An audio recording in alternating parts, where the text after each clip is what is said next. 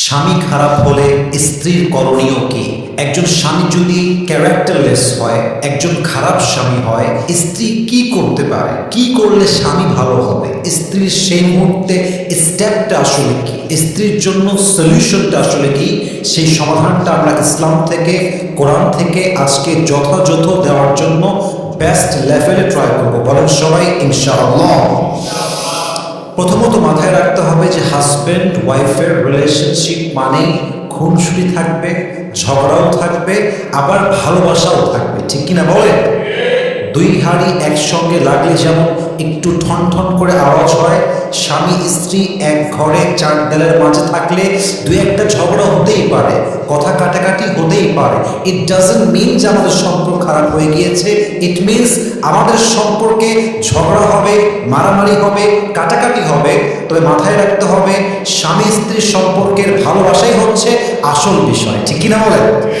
তাহলে মাথায় রাখতে হবে যে সামান্য উল্টাপাল্টা হলেই কিন্তু স্বামী খারাপ হয়ে যায় না, সামান্য উল্টাপাল্টা হলেই স্ত্রী খারাপ হয়ে যায় না। কিন্তু স্বামী যদি খারাপ হয়, আসলেই খারাপ হয়, বউ কি করতে পারে? আমি প্রথমত খারাপ স্বামীর ডেফিনেশন বোঝাবার জন্য জাস্ট তিনটা ডেফিনেশন দিব। বলেন সবাই কয়টা? এক নাম্বার, আপনার স্বামী যদি কথায় কথায় অমানুষের মতো ব্যবহার করে, জানোয়ারের মতো ব্যবহার করে, জাস্ট লাইক আপনি তার একটা কেনা গোলাপ, আপনার কোনো অন্যায় নেই, জাস্ট হয়তো হাত থেকে গ্লাসটা পড়ে গিয়েছে, রান্না করতে গিয়ে একটু তেল বেশি হয়ে গিয়েছে, অথবা তেল কম হয়ে গিয়েছে, অথবা লবণ বেশি হয়ে গিয়েছে, অথবা কম হয়ে গিয়েছে, এই জাস্ট ঠুনকো ঠুনকো বিষয় নিয়ে যেই স্বামী তার বউয়ের সঙ্গে অমানবিক আচরণ করে, জানোয়ারের মতো ব্যবহার করে, এটা কখনো ভালো স্বামীর কাতারে পড়তেই পারে না, ঠিক কিনা বলেন? অতএব যেই স্বামী কথায় কথায় রুডলি বিহেভ করে, বাজে আচরণ করে, এটা কখনো ভালো স্বামীর সাইন কিংবা নিদর্শন হতেই পারে না। কোরআনে আল্লাহ তাআলা বলেছেন, ওয়াশিরুহুন্না বিল মারুফ, তোমাদের সবচেয়ে উত্তম ব্যবহার পাওয়ার যোগ্য তোমাদের স্ত্রী। আব্বা এবং মায়ের পরে একজন পুরুষের জীবনে যদি সবচেয়ে গুরুত্বপূর্ণ কোন নারী থাকে, তার নাম ওয়াইফ।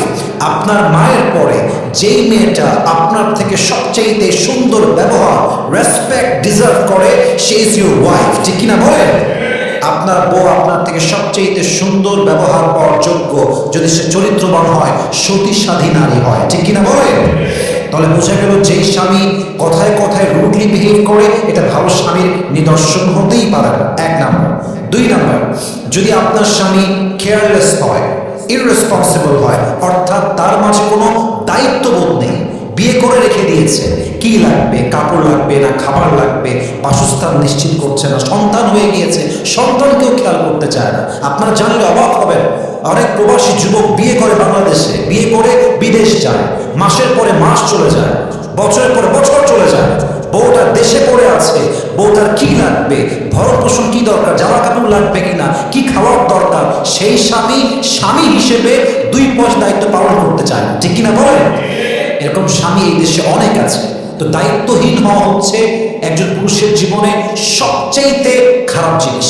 এবং যেই স্বামী দায়িত্বহীন হয়, এটাকে আমি স্বামী বলতেই প্রস্তুত না। স্বামী মানে হচ্ছে দায়িত্ববান, স্বামী মানেই যত্নশীল, স্বামী মানে যে সম্মান দেয়, স্বামী মানে যে যত্ন করে আগলায় রাখতে পারে, ঠিক কিনা বলেন? এটা মাথায় রাখতে হবে। যে স্বামী যত্নশীল নয়, দায়িত্বশীল নয়, সে কখনো ভালো স্বামী হতে পারে না। তবে হ্যাঁ, এই চ্যাপ্টারে একটা মেসেজ আমি আমার প্রিয় বোনদেরকে উদ্দেশ্য করে দিতে চাই। প্রিয় বোন, মাথায় রাখবেন, স্বামী যদি যত্নশীল হয়, স্বামী যদি দায়িত্ববান হয়, আপনার কখন কি লাগবে, কোথায় লাগবে, কোন টাইমে লাগবে, এটাকে সে খুব প্রায়োরিটি লিস্টের নাম্বার 1-এ রাখে এবং আপনার যত্ন করে, আপনার প্রতি সে দায়িত্বশীল আচরণ প্রকাশ করে। এরপরে আপনার সামনে কোথায় যাচ্ছে, কি করছে, কোন জায়গায় কাজ করছে, বেশি গোয়েন্দাগিরি করতে যাবেন না। আপনার স্বামী আপনার সঙ্গে ঠিক মানে পুরো জগৎটাই ঠিক, ঠিক কিনা বলেন? অনেক স্বামী যত্নশীল দায়িত্বশীল হওয়ার পরেও যখন দেখে যে বউটা গোয়েন্দাগিরি করে, বেশি প্রশ্ন করে, বেশি জ্বালাতন করে, তখন একজন দায়িত্বশীল স্বামীও তার বউকে অবহেলা করতে শুরু করে, ঠিক কিনা বলেন যুবক ভাই? অতএব দায়িত্বশীল পুরুষ পাওয়া একজন নারীর জীবনের সবচেয়ে বড় ব্লেসিং, সবচেয়ে বড় একটা গিফট।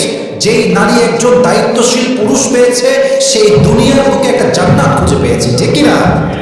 দায়িত্বহীন হওয়া যাবে না। দায়িত্বহীন হওয়া একজন স্বামীর জন্য সবচেয়ে খারাপ নিদর্শন। 3 নাম্বার, আপনার স্বামী যদি পরকীয়ায় আসক্ত হয়, এর চাইতে বাজে গুণ আর হতে পারে না। এটা সবচেয়ে বড় বদগুণ। একজন নারী সব সহ্য করতে পারে, কিন্তু যখন সে দেখতে পায় যে আমার স্বামী আমাকে রেখে পরকীয়া করছে, আমার স্বামী আমার প্রতি আসক্ত না হয়ে পর নারীতে আসক্ত হয়ে গিয়েছে, একজন স্বামী সব সহ্য করলেও, একজন বউ সব সহ্য করলেও এই কষ্ট সহ্য করতে পারে না, ঠিক কিনা বলেন যুবক ভাই? তো আপনার স্বামী যদি পরকীয়ায় আসক্ত হয়, তাহলে বুঝতে হবে যে আপনার স্বামী আসলে ক্যারেক্টারলেস একজন মানুষ, তার চরিত্র আহামরি ভালো নয়।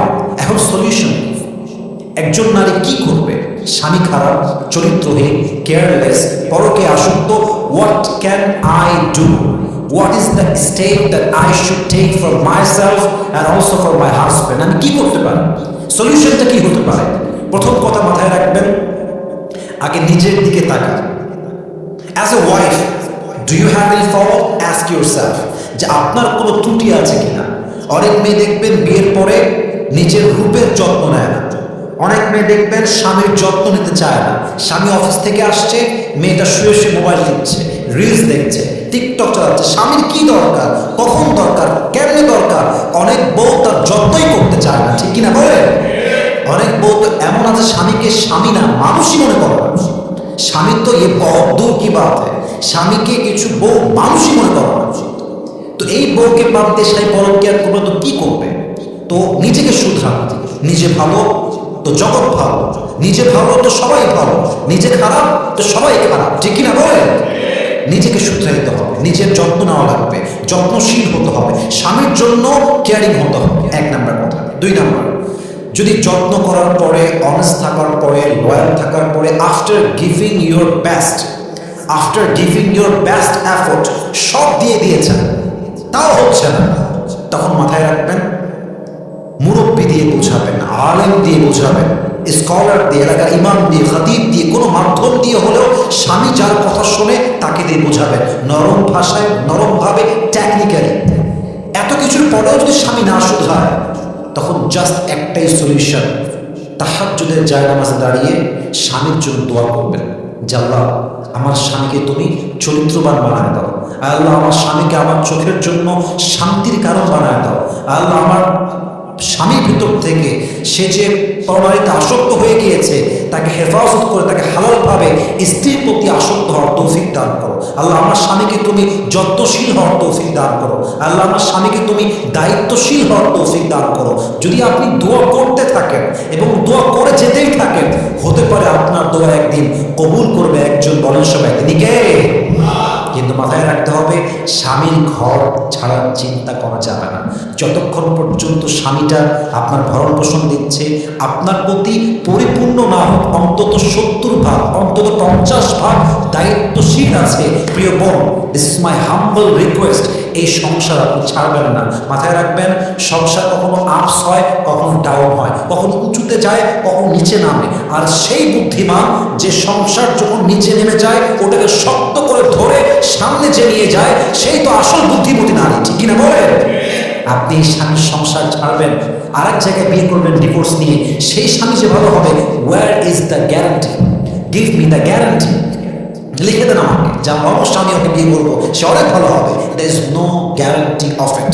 অতএব যেখানে আছেন, যদি কিছু ভালো দিক থাকে এই সম্পর্কে, প্লিজ ওগুলোকে নিয়ে বাঁচেন, ওটাকে আরো ডেভেলপ করা ট্রাই করেন, স্বামীকে যত্ন নেওয়া ট্রাই করেন। আমার মনে হয় একজন স্ত্রী যদি অনেস্ট হয়, লয়াল হয়, যত্নশীল হয়, স্বামীর জন্য নিবেদিত প্রাণ হয়, একজন প্রকৃত পক্ষের পুরুষ কখনো সেই স্ত্রীর হাত ছাড়তেই পারে না, ঠিক কিনা বলেন?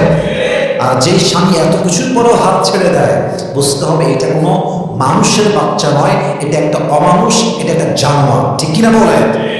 আল্লাহ প্রত্যেকটা মেয়েকে যে স্টেপগুলো বললাম, নিজেকে শুধরাবেন, অন্যকে দিয়ে বোঝাবেন, মুরব্বী দিয়ে বোঝাবেন, আলেম দিয়ে বোঝাবেন, সব কিছু করার শেষ অলওয়েজ তাহাজ্জুদ পড়ে দোয়া করতে হবে এক সত্তার কাছে, বলেন সবাই তিনি কে? আল্লাহ প্রত্যেকটা স্বামীকে যত্নশীল স্বামী হওয়ার তৌফিক দান করুক, পড়েন সবাই আমিন। এবং যেই যুবকরা আমাকে দেখছেন, শুনছেন, ফেসবুকে দেখবেন, ইউটিউবে দেখবেন, this is the last message for every young people, for all the husband in the world. মাথায় রাখবেন, আল্লাহর কাছে সবচেয়ে উত্তম বান্দা হচ্ছে সেই বান্দা যে তার বইয়ের কাছে ভালো। বইয়ের কাছে যে সেরা, সে আল্লাহর কাছে সেরা। আল্লাহর হাবিব বলেছেন, একজন পুরুষের জান্নাতে যাওয়ার জন্য বাবার সার্টিফিকেট লাগবে না, মায়ের সার্টিফিকেট লাগবে না, বোনের সার্টিফিকেট লাগবে না। একজন পুরুষ জান্নাতে যেতে চাইলে তার বইয়ের থেকে প্রথমে সার্টিফিকেট নিয়ে আসতে হবে। ঠিক কিনা বলে? বউ ভালো তো সব ভালো, সংসার ঠিক তো পুরুষের জীবনে সব ঠিক, সংসার শেষ তো পুরুষের জীবনের ক্যারিয়ারটাই তো শেষ হয়ে যায়। ঠিক কিনা বলে? আল্লাহ প্রত্যেকটা স্বামীকে কথাগুলো মানা বোঝা এবং আমল করার তৌফিক দান করুন। সময় আমি